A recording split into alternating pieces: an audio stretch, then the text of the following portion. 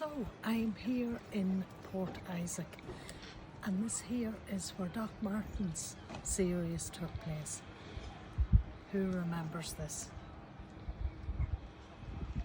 It's so quaint, it's so beautiful. There's a lot of tourists about today. People coming from Australia and everywhere to see this beautiful building. And of course, it's because the series now has been sold over in Australia. We'd love to pop in and have a wee look, but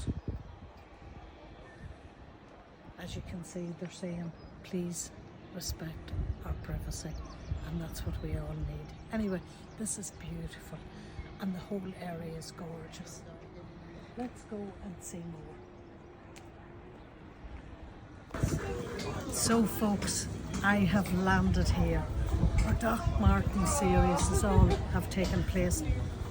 And the first guy that I bump into is the tour guide man. Hi, it's lovely to meet you. Thank you so much. Tell us a little bit about it. Well, it's just been the most amazing thing for the last 50 years. I mean, it really has. They finished a couple of years ago, and it's been absolutely brilliant. Every other year we've done it, and 10 series plus a Christmas special. And most of the scenes were done in the Golden Line, and that's a lovely pub. And it was also where Fisherman's Friends was done as well. Oh, absolutely. Yeah. We're friends. There's a lot of people from Ireland watch Friends. Well, yeah, absolutely. Yeah, Fisherman's Friends is a film about a guy who came down here just on a Friday night watching the singers, the Fisherman's Friends. They're mostly locals, fishermen and whatever. And he heard them singing and gave them £1 million record contract on the spot. Oh my God! Could I meet anybody that would give me $1 million?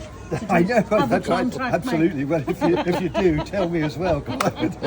But no, and he gave them £1 million record contract. And since then, they've gone from strength to strength. They've done loads of CDs. They've got a sell-out tour. They've got a stage show. And there's talk of going to Australia next winter. And it's just literally out of the guy coming down here, hearing them singing. About 10 guys, and he just liked it so much. And if you made it up, nobody would believe it. But because it was true, it just worked so well. And 2 fabulous feature films. And they were also done in the Golden Line as well. So the Golden Line is the real sort of central point. So that's where I need to head. I think that's where you need to have a look. And when you go through the 2 bars, go out onto the balcony, then you'll see the view that Philippa, Martin's wife, who's the producer, she loves that one because if you look across the bay, well, it looks good from here, but when you actually go onto it and it looks right across the bay, it's absolutely stunning. It really is, yeah. And so many, sort of little things in between.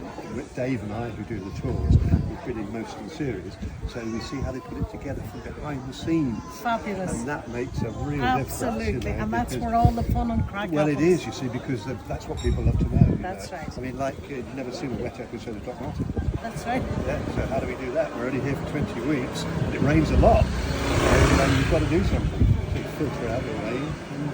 And this was the wee chemist. Right? This was the chemist. This is finally the chemist for the last 7 series. Yeah. The 2 series in the old village, and then 1 up at the ice cream hut. And that was the problem, because you were going through every series. There seemed to be new films, so they were getting a bit sort of agitated about it. But we got to here, and it's new. And everybody could relate. Everybody could relate so much to Doc Martin. Oh, absolutely. And Martin himself is absolutely joy. I've never ever seen him not smiling when he's not doing his opportunity part, and he never refused a signature or a selfie. He's just a gem. I mean, to have him as a sort of star, and from Philippa's point of view, this is his wife. I mean, it must be absolutely marvellous to have somebody who is smiling all the time and just is so good with the public. Yeah. I also heard them saying in one of the coffee shops that they have sold the series to Australia. Oh, yeah, it's so sold there's a lot of Australians that's come over. Oh gosh, Americans now. Yeah. We have 4 buses from Iceland every year, 6 buses from America, and we're just starting with an American company now.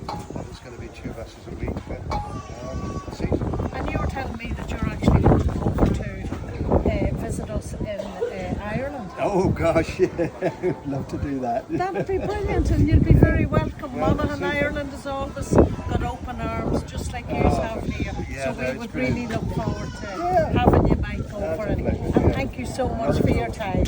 All right, thank you. Okay. Right, so it comes down here, goes round to the harbour, up to the doc's house, and that's more or less what the village is. And people are quite happy with that. They think they've seen it, but they've missed Squeezy Belly. Squeezy Belly. Squeezy Belly. Oh God. Thankfully, I have no problem getting in here, Mike. No, it's and of course it was used up here because this is where Martin stayed when they split up. Yes. Louisa stayed up at the surgery, and he stayed actually in this one at the end here. So, and you may remember Mrs. Tishel is leaving in casseroles here, and he's feeding them to Buddy the dog because he doesn't want them. He's banging his head because he's twice the size of the door, and just crazy scenes. And here we have where John Wesley, the preacher, came in the 1760s with his brother Charles, and they built a chapel at the far end of the village, but he couldn't easily get to it. So this guy here gave up 15 inches of his living room to make a way through to get to the church. That's unbelievable. Yeah. It's gorgeous. It's just a step at a time. And I always say it's our version of Narnia. Really, when you go through the water, the Chronicles of Narnia. You know, when you go through the water. Wonderful to get this. Not a soul here. This is fabulous. It's like this all the time. And 27 of them are kept for Doc Martin, for the cast and crew. This is where they stay. But they're all letting properties now. The population of the village now is under 30. Who actually live here down at the bottom, under 30. They all went in the 1920s up the top because the storms would come in and flood the village, so they got sort of fed up with that, and a lot of them went up the top then. But since then, you know, they're 1, 2 and 3 bedroom fishermen's cottages, and of course they're not practical anymore. You've got families, you've got nowhere to park your car, no shops to go into, so you know, they've sold out. People have sort of said, oh well, let's buy them, you know, and have them as holiday homes. So all these are holiday homes. And tell me this, Mike, is it expensive to say for people to come to stay? Yes, that is the thing. It's become so popular, and that's obviously represented itself in or shown Yes, of course. with the supply and demand. And people have been. I mean, 27 of the properties. When those years when they're filming, I mean, it's great because 27 of them are gone straight away with a local agency. But now, of course, those 27 are now on the market, and the prices are still high. So a lot of them are trying to be sold now, I think. So you're telling me that I'm going to have to take a loan out of the bank I'm afraid to you come are, and... yeah. Oh, God. Yeah, but it'll be worth it. Okay. Okay, well, that's what we'll do. So we're going this up one here. yeah. So this is Auntie Ruth's, this one here, this white one. With the blue door. Yeah. And so what we do is go across the front of Auntie Ruth. Now, nobody who's on the tour knows any of this, you see. So you wouldn't think of going across there. It looks private. Yes. So they just go off up there somewhere. We go across here. These are original cobbles as well. So they're really lovely. And I don't know whether you remember that when she moves in, there's a hermit guy here, and all the newspapers fall on him, and there was a seal in the bath later on. You know. So, I mean, even this one has been used, but it's the only one that hasn't been done up. And I think they're going to do it up fairly soon because obviously it was used, and they're all letting property. Anybody who's had a property used in Doc Martin now has a letting property. Yeah. Now, how about that for a view down there? Oh, that is something We else. haven't seen a soul. And That's that's what it's right. like even in the summer. It's Nobody knows. breathtaking, It's a isn't real it? hidden gem. Yeah. Gorgeous, isn't it? Imagine all we need now is to have the man himself to appear. Yeah, gosh, that know? would be fabulous, wouldn't it? Yeah. Well, funnily enough, with Ian McNeice, Big Bert, Yeah. he said to me, he said, Mike, you get lots of buses. And I said, yes, Ian, we do. And he said, well, look, give me a ring if if I'm not acting. I'll hide around the corner and you can bring the bus group round. You know. So on 1 or 2 occasions we were able to do that. And you imagine the view, you know, coming around, there's Ian McNeice waiting for me, and he signed all the stuff. And he carries this green bucket with him all the time. And it's money in the bucket for the RNLI. And for the last 3 series, he's raised £5,000 for the RNLI, for the lifeboat.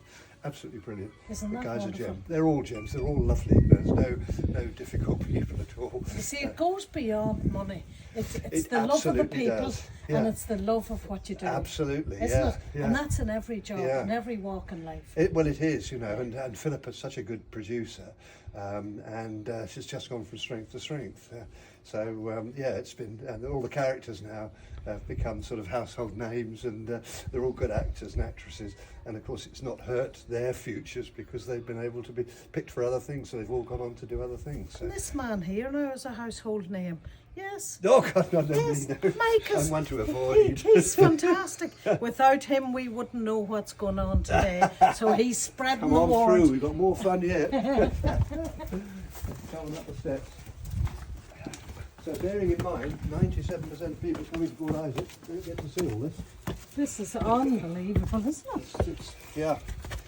And so you turn around, and I always say to people, well, do take a picture here because you're the only ones who are going to get it. There'll be people on the tour, nobody comes this way.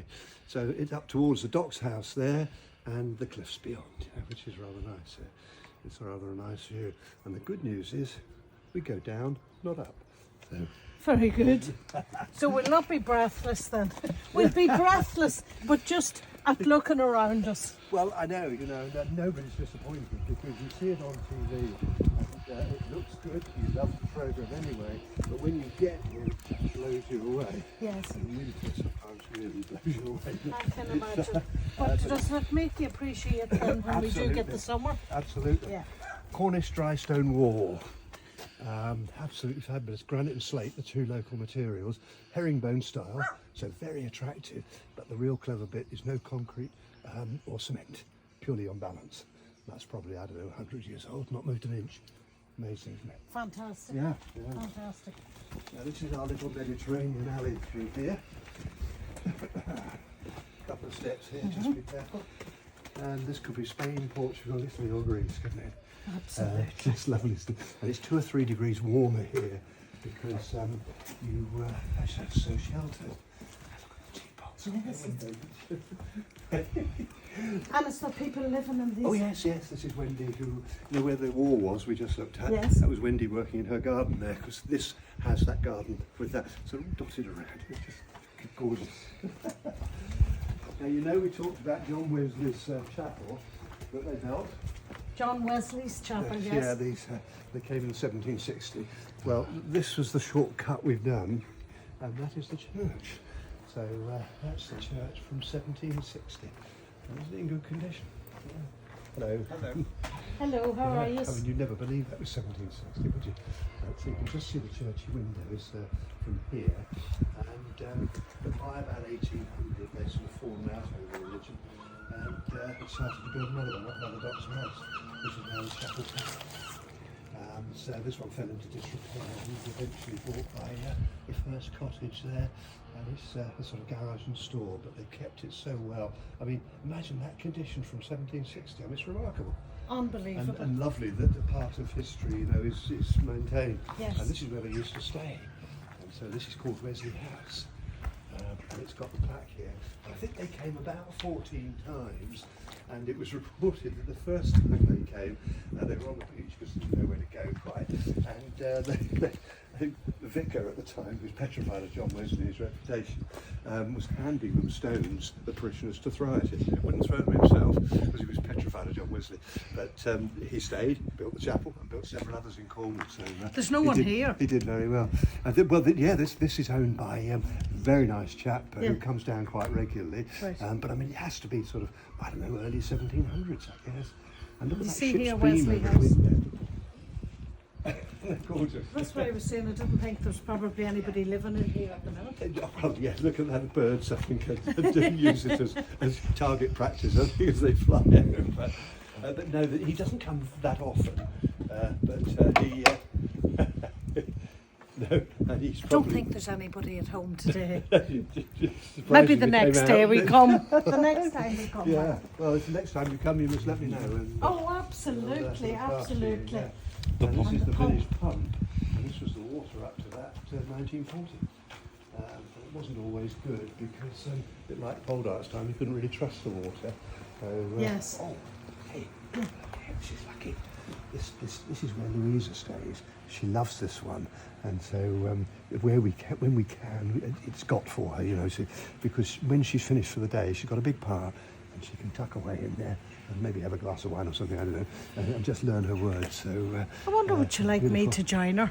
I'm sure she would. Yeah. I think that you might like me to join her. It has to be private. Now that's not normally closed, that one, so that's a real treat. You're able to see that with the door open. Another one for sale there, you see. But all this, you see, nobody sees.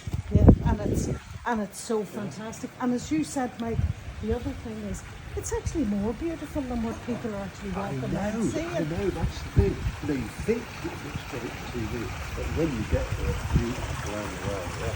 Now the water here has come from the north,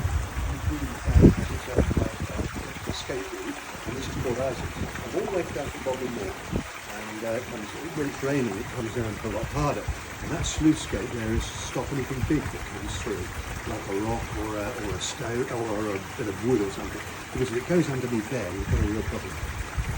Because, you know, so here we can see at least when something's there and deal with it before it gets there. It's quite clever. But sort of through the rain, it works. Yes, yes. So you were saying, Mike, that you worked in the chemist. Yeah, I worked. Then you were approached. I mean, Victoria, the casting lady, just came in, and because they would come in for sweets, you know, because sweets. Beautiful, beautiful. Yeah, she just out of the blue just said, "Oh, Mike, you know, would you like to do this part?" I said, "Yeah."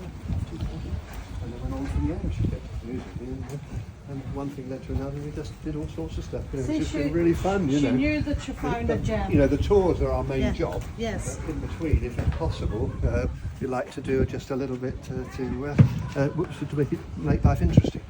Second pharmacy. Okay. Very good. So this is the lovely building on the corner here, and this was used for 2 seasons, Series 2 and Series 3, and then it moved to where it is there. And the first one is, as you go back up the hill to your car park, you'll see the ice cream parlour. Oh, yes. And that was the first one, yeah. So 1 there, 2 here, 7 there. Amazing. Fantastic.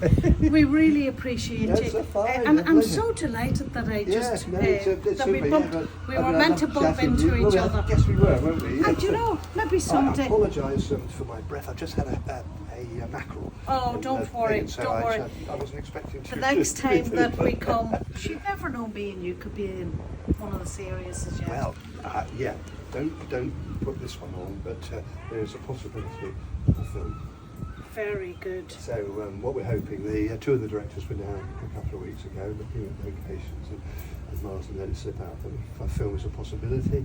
So I think a bit like Downton Abbey, doesn't want to do a series, but a film might be the answer. So I think if we can get everybody together, we might see a film next couple of years. Well, you may put a good word in for me.